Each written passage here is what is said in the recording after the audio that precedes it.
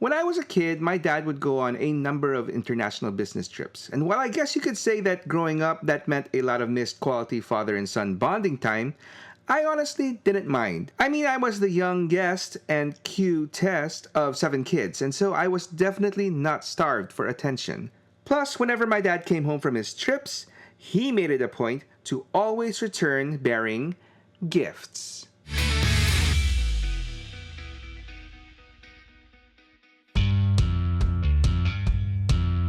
In case the title of this video didn't give it away, this episode is the second part of my Megatron series. And if you missed the first part, wherein I talked about Megatron's different origin stories, I'll leave a link in the description below. So this time around, I'd like to go over the different Megatron toys that I've had in my collection over the years. GEEWUN, that is. Let's save live-action Megatron for another part. So let's get it started with the very first one, shall we? Now, back to my father. I don't know if this was his way of compensating for his time away, but the gifts that he would bring home would be some of the most awesome stuff an 80s kid could ever ask for. Star Wars, G.I. Joe, and of course, Transformers. And in one particular trip he took sometime early in 1985, he brought home for me possibly the greatest Transformers haul that I could ever dream of. Blue Streak, Megatron, and the Autobot Air Guardian Jetfire, all in one go. Granted, it was Jetfire that really made my 9-year-old head explode, but I've already done my story on the Autobot Air Guardian, which you can check out here. But in all the excitement over Jetfire, it was not lost on me that my dad had also gotten for me the much feared leader of the Decepticons, Megatron, which in itself gave me instant alpha status amongst all my friends. That being said, I'm sure that any OG Transformers fan would agree that despite his designation as the leader of the Decepticons, the original Megatron toy wasn't much to write home about. While he did transform into a pretty cool 1-to-1 scaled gun, a Walther P-38 to be exact, transforming him into his robot mode was a bit of a chore. I mean, compared to most GEEWUN Transformers, that is. And the end result, his robot mode was just meh. With his disproportionate frame, stick-thin legs, oversized head, and well, trigger crotch. And he was a far cry from the Megatron that we saw on the TV screen. But whatever, he was still better than, say, Ironhide. That being said, at the end of the day, I believe that the original Megatron toy is probably best remembered as an awesome roleplay gun toy that we could fit out with a scope, barrel extension, shoulder stock, and naturally hold in our hands and pretend to be Starscream, blasting away all our friends. Yes, it was a different, more innocent time. And speaking of the times, it was only a matter of time before the US started banning the selling of realistic-looking toy guns, meaning technically they could still be made and sold provided that they came with an orange tip or were entirely brightly colored. But Hasbro couldn't be bothered by modifying just the tip. And so when the second incarnation of Transformers rolled along in the 90s, Generation 2, I guess you could say that Megatron got an upgrade. No longer a silver robot that transformed into an equally silvery gun, the Decepticon leader now converted into a large and formidable tank that was bright green and purple. Hey, it was the 90s when tacky bright colors were a thing. But before we go any further, I'd like to make a quick commentary on this. The change that some may deem controversial. So, whose side are you on? Gun Megatron or Tank Megatron? I mean, first of all, I do understand all the GEEWUN purists out there who do prefer the OG Megatron alt mode. And if you would ask me, I would probably prefer that as well. But even at a very young age, I did find it quite strange and, well, underwhelming that the big bad of the cartoon show, the most powerful and fearsome of the Decepticons, would basically transform and shrink into a little gun for his traitorous number 2, Starscream, to wield. I mean, yes, there was Shockwave who also transformed into a gun, but he was usually portrayed as a gigantic alien space cannon that could fly. While the cartoon writers did make sure we knew that despite its small size, Megatron's gun mode still did pack a powerful blast, the mere fact that it couldn't function on its own felt pretty silly and, well, sad. And so yeah, despite the nostalgic pull, ultimately, if you ask me, it did make more sense for Megatron to transform into a tank. That being said, my second ever Megatron toy would still be a gun. Well, sort of. After the original Megatron toy that I got in the 80s, I had to actually wait around 2 decades later, 20 years to get my next official Megatron toy. And before anyone brings it up, yes, I am skipping the whole Beast Wars Megatron. I wasn't collecting toys back then, and well, completely different character. So in 2006, we got Megatron in what was originally a filler line of Transformers called Classics. And while this Megatron was technically still a gun, he was a very stylized one based on another existing Hasbro toy, the Nerf N-Strike Maverick Blaster. How's that for some cross-brand synergy? And just to make sure Hasbro didn't get into any trouble with the toy regulators, this Megatron, while predominantly white, also had a healthy dose of bright green and purple, apparently an homage to the G2 tank Megatron, and a bright orange tip on both his barrel and scope. And despite this much kiddier looking alt mode, as a toy, this Megs was pretty good. This was a definite upgrade and worthy update of the OG toy, despite having a ton of back kibble, which basically formed the outer shell of the alt mode. This Megs had a much more proportionate frame and pretty decent articulation, and he looked good standing next to his updated arch nemesis, Classics Optimus Prime. It's worth noting though that in Japan, where toy gun laws aren't as strict, this Megatron was released in their version of Classics called Henkei Henkei, or Transform Transform, in his more traditional silver, black, and red colors. My next Megatron toy would be another odd one in the Alternity version. Now this very stylized Megatron was neither tank or gun, but instead a car. So this time around, Megatron transformed into an officially licensed Nissan 370Z. And while nice as far as cars go, I did find it a bit underwhelming for the Decepticon leader. Fortunately, Alternity Megatron's robot mode more than made up for it, trading in his signature fusion cannon for a pair of tesseractal swords, as well as gravital blades that could be flipped out from each forearm. Anyway, as odd as a car Megatron sounds, it's worth noting that this wouldn't be the only car Megatron that I would get in my collection, as years later I would buy this little dude, which I came across during a trip to Japan. And coming with his 2 Wave E lieutenants made this special 3-pack pretty impossible to resist. And speaking of little dudes, this wouldn't be the only little Megs in my collection, as back in 2011, I got this guy, a legend-sized Megatron who may not look like much, but I believe holds the distinction of being the last modern Megatron, for now, produced by Hasbro to transform into a gun. Yes, despite having the required orange tip, I do believe that the legend-scaled size was the main reason why this toy was allowed to be made. And after this guy, it was pretty much all tanks for Megatron. While I never got these next 2 Megatrons, I do think they're both worth mentioning as well for different reasons. The first, released in 2006 as part of a deluxe Optimus Prime vs. Megatron, The Ultimate Battle 2-pack, was I believe the first modern tank Megatron toy. And then the second, also released the same year, was the die-cast Nightmare Titanium Megatron, which I almost got, but thankfully didn't, as this guy has been called by many as one of the worst Transformers ever made. I mean, the whole Transformers Titanium line was pretty bad, but this guy was the baddest of them all, and not in a good way. And speaking of good ways, do you know what would be a great way to help me and my channel out? By being a friend of the Toy Shelf. If you want to enjoy early access to my main content, really early access to exclusive ones, and input as to what I could possibly tackle next in this channel, why not give my special channel membership a shot? All you gotta do is click on that join button at the homepage of my channel. And if it ultimately isn't your jam, then you can just cancel. No harm, no foul. But either way, I am extremely thankful for all your support.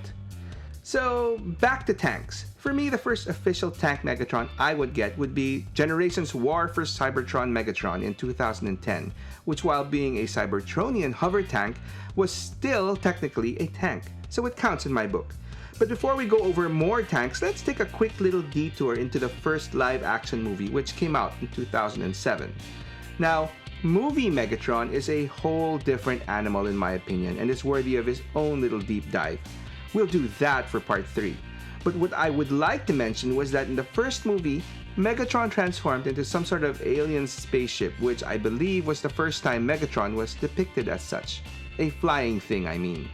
And which would most likely have served as the inspiration for the next 2 Megatron toys that I would get, that being animated Leader Class Megatron in 2008 and Transformers Prime Voyager Class Megatron in 2012.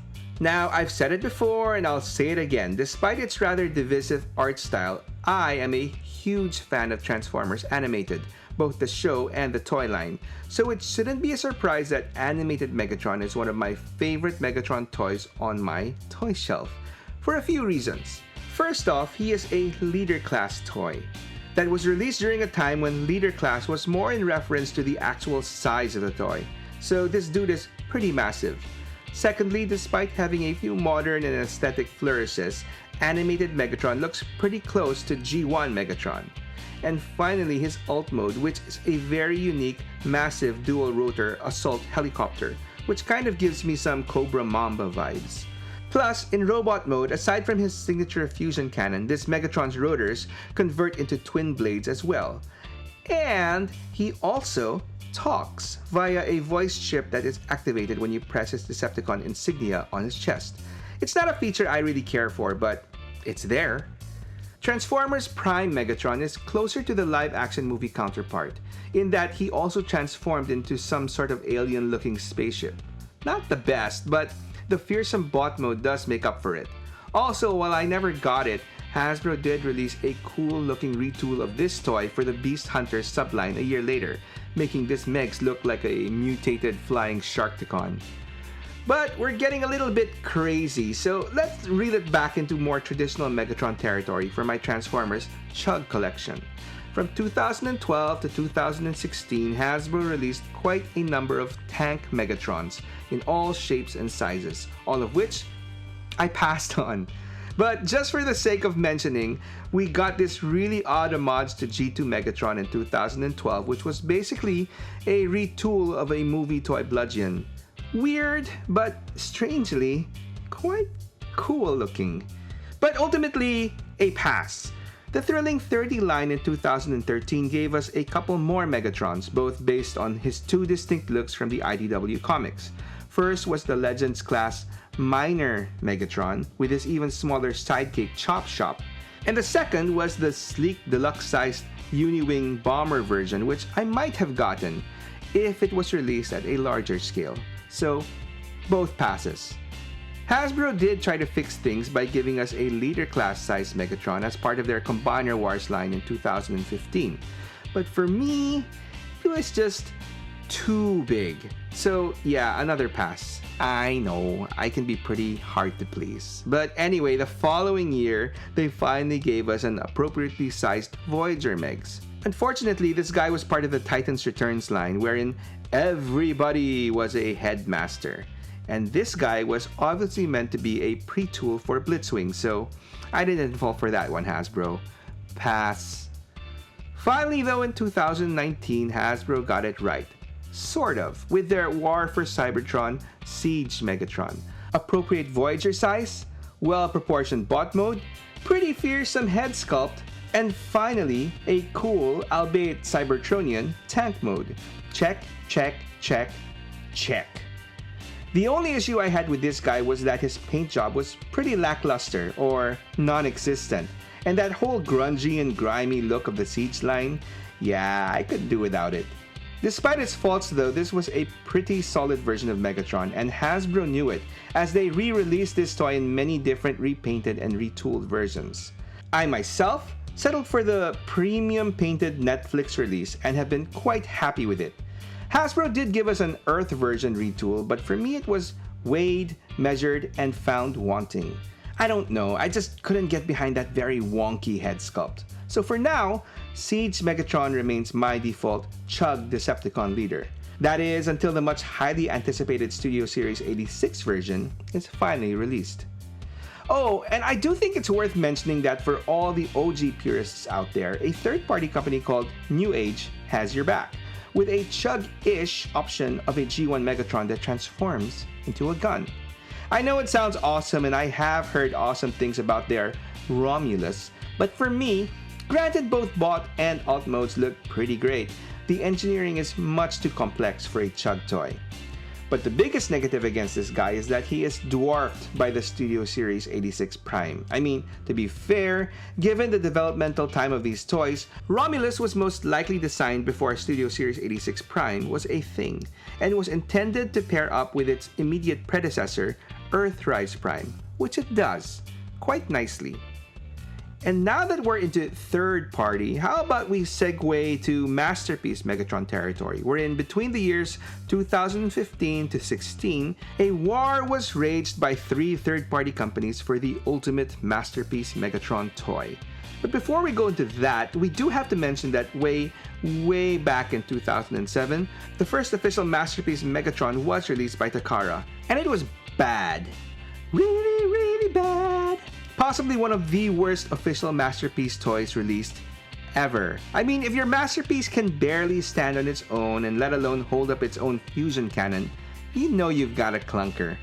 Keep in mind that at the time of its release, the whole Masterpiece Transformers scene was still in its infancy, and so any Masterpiece release was a big event, and I naturally got caught up in the hype, which I almost immediately regretted the moment I pulled MP05 out of the box. I mean, the guy was horribly engineered. Like, I must have transformed him once from robot to pistol, which, while nice, is oversized, and back to robot. And that was it. I never transformed him again. And for someone who loves transforming Transformers, that is a huge thing. Anyway, needless to say, as far as Masterpiece Megatrons go, MP05 was definitely not it for me, and for a lot of collectors as well. Fast forward 8 years later, and Masterpiece Transformers is now a cohesive, robust, and popular line for older collectors. And with multiple third-party companies now in the game, the need for a proper Masterpiece Megatron was at an all-time high. And as I mentioned earlier, we had 3 viable options on the table: Apollyon by X-Transbots, Mitron by DX9, and Despotron by Make Toys. Of the 3, I believe Apollyon was the most popular, but while he did look the part, from what I heard, his engineering was also a bit of a nightmare, and given my trauma from handling MP05, he was a pass for me. Despotron by Make Toys looked to have the best and most unique design and engineering, but his bot mode looked a bit too stylized and, well, chonky. Ultimately, I ended up getting Mitron from DX9, who won me over with the slick and ingenious way his arms and legs neatly compressed for gun mode, and his excellent face sculpt that looked like Megatron straight out of the cartoon. But just when I thought my search for the perfect Masterpiece Megatron was done, Takara came roaring back a couple years later with a Megatron to blow away all third-party Megatrons. Released in 2018, MP36 definitely had a more ingenious and intuitive design than both Apollyon and Despotron, and he looked even more tune accurate than Mitron. If you've handled all these other Masterpiece Megatrons, I'm sure you'd agree that there is just a more noticeable smoothness and sleekness to MP34's engineering and design, and it's not even close. It really was a no-brainer and an insta-buy. I do still have my Mitron though, as I think he pairs up quite nicely with my MP10 Prime. But as far as Masterpiece Megatrons are concerned, in my opinion, Takara still holds the crown. And while MP36 didn't come with an actual crown, did you know that there was another Masterpiece Transformer that did? MP08X King Grimlock. If you want to know more about this Dinobot turned King, I've got his story here. Or if you want other Transformer stories, you can check out this playlist over here. Either way, thanks for watching, and I hope you come back for more.